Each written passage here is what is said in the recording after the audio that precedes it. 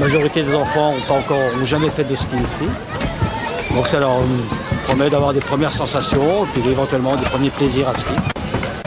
Initiation au ski et au ski de fond avec l'ESF, à l'escalade avec les pompiers du SDIS ou encore des ateliers jus de pomme avec des producteurs locaux. Pour son 20e anniversaire, le Festival international des métiers de montagne a de nouveau attiré un large public, des scolaires aux professionnels de la montagne, pour un événement qui fait référence en la matière. Les objectifs pour ce 20e anniversaire, ils sont à la fois bien sûr quantitatifs, de l'ordre de 20 à 30 000 personnes, qui fait de ce festival un grand festival en France sur les métiers de montagne, mais il est surtout l'objectif qualitatif. C'est-à-dire qu'à l'occasion des 20 ans, de ces 20 ans, on ne regarde pas les 20 ans passés, un peu mais pas trop, mais on regarde surtout les 20 ans à venir.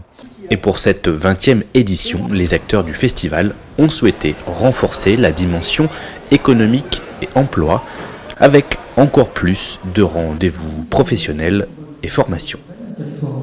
Il y a une dimension économique sans aucun doute, parce que c'est un secteur qui aujourd'hui crée de l'emploi, qui a une croissance à 2 chiffres, qui est très tournée vers l'international, et nous nous adressons aux jeunes. Donc rencontrer les professionnels, parler des métiers, faire le point sur les formations, c'est un des objectifs. Pour la première fois, un forum métier animé par le cluster montagne, un espace coworking. Il y a clairement un rapprochement du milieu économique de ce festival.